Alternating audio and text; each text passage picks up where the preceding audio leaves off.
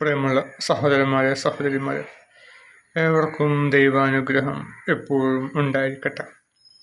ബിസ്മില്ലാഹിർ റഹ്മാനിർ റഹീം. വഇദാ തുത്ല അലൈഹിം ആയാതുനാ.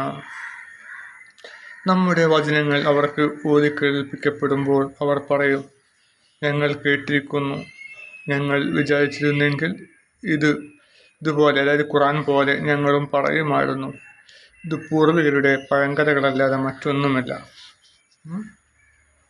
അപ്പോൾ ഈ ഖുർആൻ ഓതി കേൾപ്പിക്കുമ്പോൾ അവർ പറയും, ഞങ്ങൾ കേട്ടിരിക്കുന്നു.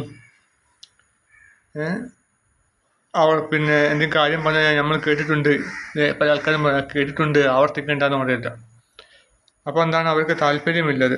ഞങ്ങൾ കേട്ടിട്ടുണ്ട്, ഞങ്ങൾ ആവർത്തിക്കേണ്ട, അല്ലെങ്കിൽ ഖുർആൻ പ്രഭാഷണമുണ്ട്, നിങ്ങൾ കേൾക്കാൻ വരിക, ഞങ്ങൾ കേട്ടിട്ടുണ്ട്, നമ്മൾ കുറെ കേട്ടതാണ് എന്നൊക്കെ പറയും. അപ്പോൾ അവരുടെ അഹങ്കാരമാണത്. ഞങ്ങൾ വിചാരിച്ചിരുന്നെങ്കിൽ പിന്നെ ഇതുപോലത്തെ ഞങ്ങളും പറയുമായിരുന്നു, ഞാൻ മെനക്കെട്ടാൽ ഞങ്ങൾ ഇതുപോലത്തെ ഒരു ഖുർആൻ ഞങ്ങളും കൊണ്ടുവരും. അല്ലെങ്കിൽ അള്ളാഹു വിചാരിച്ചിരുന്നെങ്കിൽ ഞങ്ങളെ കൊണ്ട് അതുപോലത്തെ ഖുർആൻ അവരെ അള്ളാഹു ഇറക്കി തരും. അള്ളാഹു എല്ലാത്തിനും കഴിവുള്ളവനാണ്. അപ്പോൾ ഞങ്ങളെ കൊണ്ടും ഞങ്ങൾക്ക് അള്ളാഹു ബുദ്ധി നൽകുകയാണെങ്കിൽ അള്ളാഹു ഇതുപോലത്തെ ഖുർആൻ നമ്മളിലൂടെ ഇറക്കും എന്നൊക്കെ പറയും.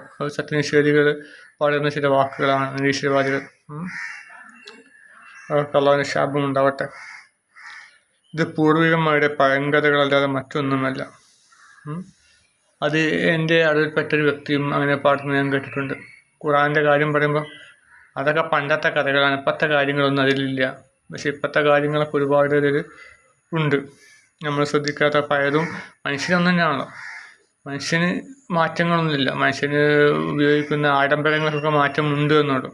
ഈ ആഡംബരങ്ങളൊക്കെ ഒരു നാൾ പഴയ നിലയിലേക്ക് പോകാനും വലിയ പ്രയാസമൊന്നുമില്ല. മനസ്സിലായി?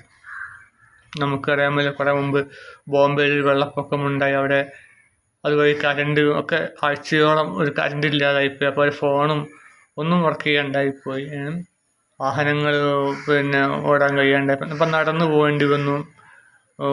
ഒരിക്കൽ കൊറോണ കാലത്ത് പിന്നെ ഒരുപാട് പേർ നടന്നിട്ടും അതുപോലെ ഭക്ഷണം പണമില്ലാതെയും ഒക്കെ നമ്മൾ ഭക്ഷണം കഴിച്ചിട്ടുണ്ടല്ലേ. ഹോട്ടലിൽ കയറിയപ്പോൾ നോട്ട് 1000ൻ്റെയും പിന്നെ നോട്ടിന് അന്ന് നമ്മൾ നോട്ടില്ലാതെ ജീവിച്ചിട്ടുണ്ട്. അപ്പോൾ നമ്മൾ ഈ കാണുന്ന ആഡംബരങ്ങളൊക്കെ ഒരു നാൾ നഷ്ടപ്പെട്ടാൽ നമ്മൾ പഴയ അവസ്ഥയിലേക്ക് പോകും, പ്രവാചകൻ്റെ അവസ്ഥയിലേക്ക് പോകും. പെട്രോൾ ഇപ്പോൾ നിന്ന് പോയി കൂട്ടാം. പെട്രോൾ നിന്ന് പോയാൽ പിന്നെ ഇലക്ട്രിക് വാഹനങ്ങൾ മേടിക്കാൻ കഴിയില്ല. കാരണം ഇലക്ട്രിക് വാഹനങ്ങൾക്കുള്ള വൈദ്യുതി ലഭിക്കുന്നത് നാം ഉപയോഗിക്കുന്ന വൈദ്യുതിയുടെ 60% കൽക്കരിയിൽ നിന്നാണ്. അപ്പോൾ കൽക്കരിയും പെട്രോളും ഇല്ലെങ്കിൽ എന്ത് ചെയ്യും, വൈദ്യുതി ഉണ്ടാവില്ല. ഇലക്ട്രിക് വാഹനങ്ങൾ ഓടിക്കാൻ അങ്ങനെ വാഹനങ്ങളൊന്നും ഉണ്ടാവില്ല. അവസാനം നമ്മൾ കഴുതപ്പുറത്തും കുതിരപ്പുറത്തും കാളവണ്ടിയിൽ സഞ്ചരിക്കേണ്ടി വരും. അപ്പോൾ പഴയ അവസ്ഥയിലേക്ക് പോകാൻ വലിയ താമസമൊന്നുമില്ല, വളരെ പെട്ടെന്ന് കഴിയും. അള്ളാഹു കാക്കട്ടെ. ഏതാണ് മനുഷ്യരാശി ഗുണകരം എന്നുള്ളതെങ്കിൽ അത് അള്ളാഹു നമുക്ക് നൽകട്ടെ. ആമീൻ.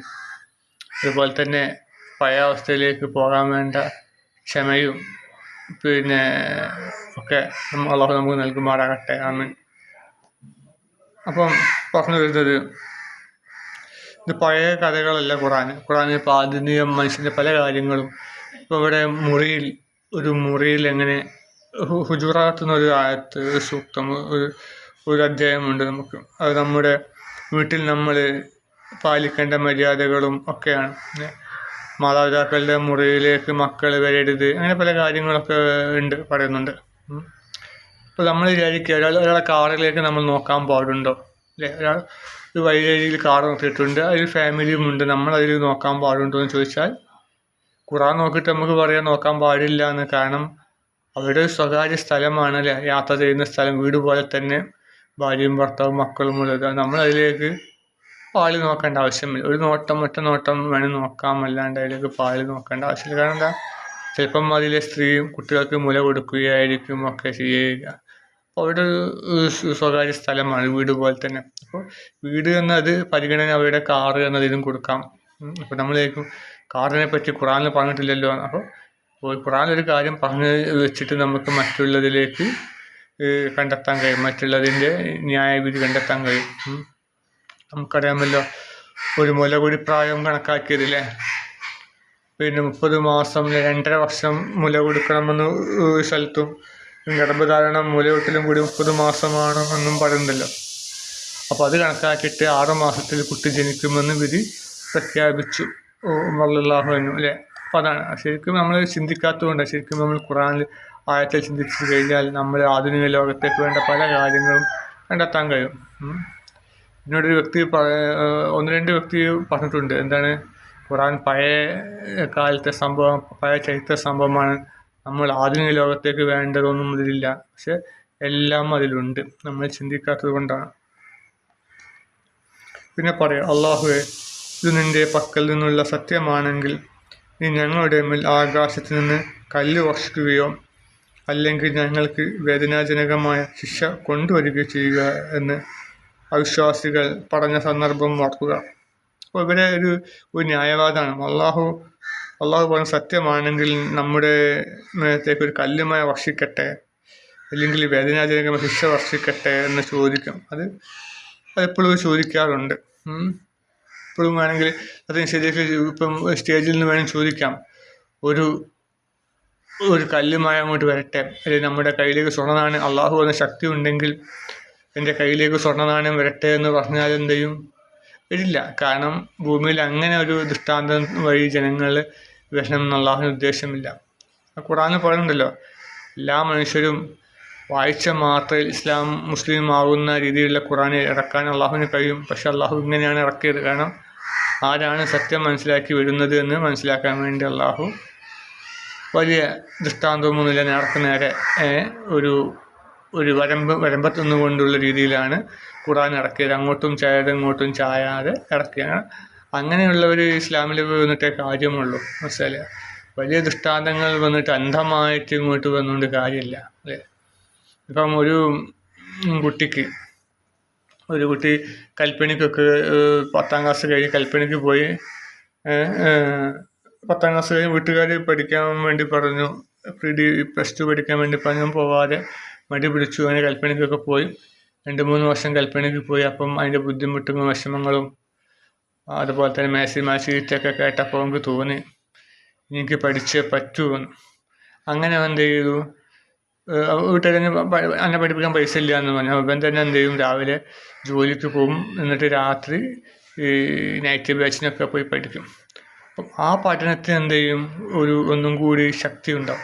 സാധാ പഠിക്കുന്ന മാതിരി ആയിരിക്കില്ല. ഇവന് ശരിക്ക് കറക്റ്റ് പോയിട്ട് പഠിക്കും. കാരണം ഇവന് അധ്വാനിച്ച് ഇവന് പഠിക്കുകയാണ്. ഇവന് ആദ്യം താല്പര്യമില്ലായിരുന്നു, വീട്ടുകാർ നിർബന്ധത്തിൽ പ്രകാരം പഠിച്ചത്. അങ്ങനെയാണെങ്കിൽ അവന് എന്തുകൊണ്ട് ഒരിക്കലും ഒരു ഉന്നത മാർക്ക് വാങ്ങില്ല. പക്ഷെ ഇത് അവൻ സ്വന്തം ഇഷ്ടപ്രകാരം, അവൻ അധ്വാനിച്ച പൈസ കൊണ്ട്, അള്ളാഹു തന്ന ആരോഗ്യം കൊണ്ടാണെങ്കിലും അവന് അധ്വാനിച്ച പൈസ കൊണ്ട് അവന് പഠിക്കാൻ വളരെ കഷ്ടപ്പെട്ട് രാവിലെ ജോലിക്ക് പോകും. ആ പണം കൊണ്ട് നൈറ്റ് ബാച്ചിന് പഠിച്ച് അങ്ങനെ അവന് പരീക്ഷ എഴുതുമ്പോൾ നല്ല ഉന്നത മാർക്ക് വാങ്ങും. കാരണം അവൻ സ്വയം തിരഞ്ഞെടുത്ത വഴിയാണ്. അതുപോലെ തന്നെ അള്ളാഹു മനുഷ്യൻ സ്വയം തിരഞ്ഞെടുക്കാനുള്ള ഒരു ഇത് കൊടുക്കുക ചെയ്യാം. മനസ്സിലായി?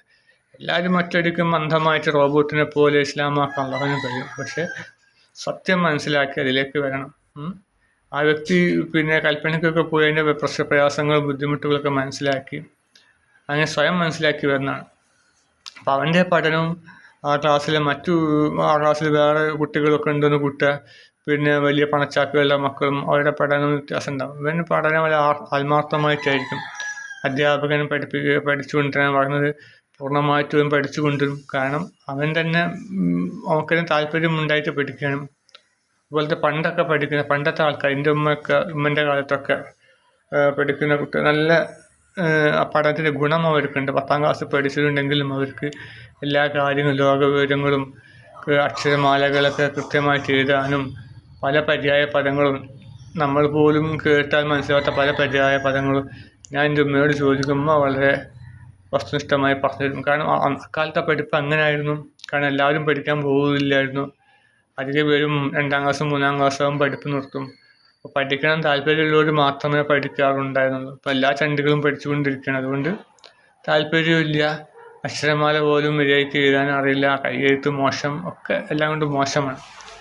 അപ്പോൾ അത് മറ്റുള്ളവർ സ്വയം തയ്യാറായിട്ട് പഠിക്കണം എന്നുള്ളതോടെ മറ്റുള്ളവർ എന്തായാലും നിർബന്ധിതാവസ്ഥയിൽ പഠിക്കുകയാണ്. സ്കൂളിൽ പോയേ പറ്റൂ. 10ാം ക്ലാസ് വരെ അല്ലെങ്കിൽ +2 വരെ നിർബന്ധമായി പഠിച്ചേ പറ്റൂ. പല കാര്യത്തിനും +2 പഠനം വേണം. അപ്പം അതിനു വേണ്ടി പഠിക്കുക. മറ്റുള്ള പണ്ട് കാലത്ത് അങ്ങനെയല്ലായിരുന്നു. ഒരു പ്രശ്നമില്ലായിരുന്നു. 1-ാം ക്ലാസ്സിൽ പഠിപ്പ് നിർത്തിയാലും 2-ാം ക്ലാസ്സിൽ പഠിപ്പ് നിർത്തിയാലും ഒരു പ്രശ്നമില്ലായിരുന്നു. അപ്പം 10-ാം ക്ലാസ് വരെ പഠിക്കുന്ന കുട്ടികൾ എന്തായിരുന്നു, താല്പര്യത്തോടു കൂടി പഠിക്കുക. അവർക്ക് പഠിക്കണം താല്പര്യത്തോടു കൂടി പഠിക്കുക. അതുകൊണ്ട് അധ്യാപകർ എടുക്കുന്നത് കൃത്യമായിട്ട് പഠിക്കും. പിന്നെ അധ്യാപകർക്ക് കുട്ടികൾക്ക് അക്കാലത്ത് അടിക്കാനുള്ള അവകാശമൊക്കെ ഉണ്ടായിരുന്നു. തോൽപ്പിക്കും, അത് പഠിച്ച് നല്ലോണം പഠിക്കും. അതുപോലെ തന്നെ ആ കാലത്ത് നല്ലോണം കോപ്പി എഴുതിക്കും, കൃത്യമായിട്ട് അക്ഷരമാല നോക്കും ഒക്കെ ചെയ്യും. അപ്പോൾ അതുകൊണ്ട് നന്നായി പഠിച്ചു എന്നും പറഞ്ഞു വരുന്നത്. പിന്നെ അള്ളാഹു എല്ലാവരും ഒറ്റയടിക്ക് റോബോട്ടിനെ പോലെ മുസ്ലിം ആക്കുന്ന അള്ളാഹു ഇഷ്ടമല്ല.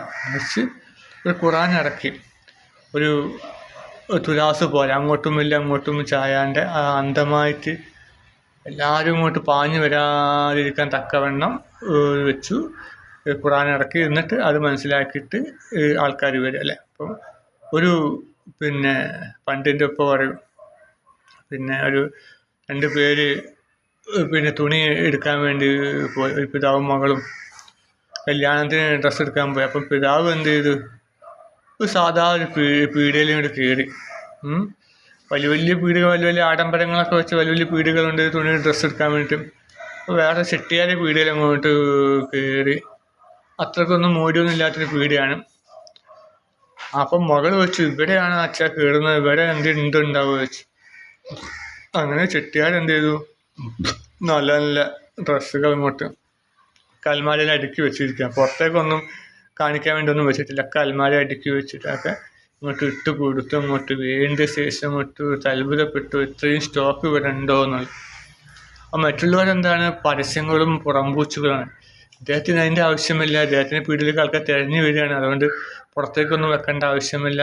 ഉള്ളിൽ തന്നെ ഉണ്ട് ഇഷ്ടംമാതിരി.